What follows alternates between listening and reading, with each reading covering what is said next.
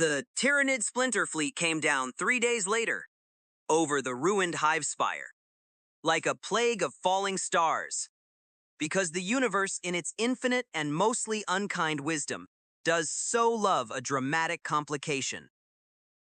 Theoda's squad scattered under the first wave. She went down under a collapsing spire section, bolter empty, ammunition gone, and watched, with the particular calm of someone who has made peace with dying inconveniently, as a swarm of chitinous horror closed the distance. She keyed her vox with the last working fingers on her right hand. Myra. Breathless, steady, mostly. If this is where the story ends, I need you to know. The spy. What arrived 4 minutes later was not reinforcements.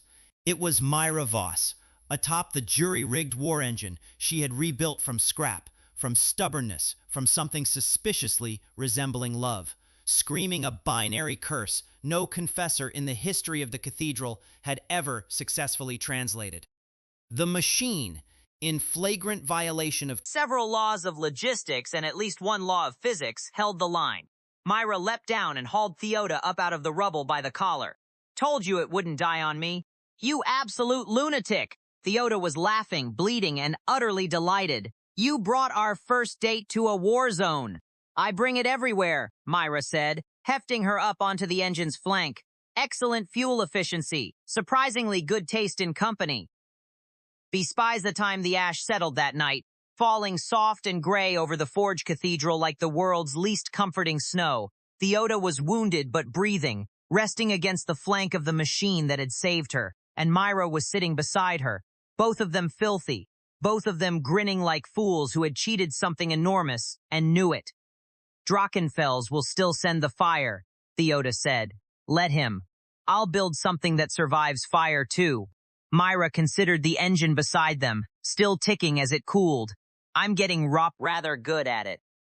Theoda was quiet for a moment, the real kind of quiet, the kind that means something is actually being decided. Is that a proposal, Adept Voss?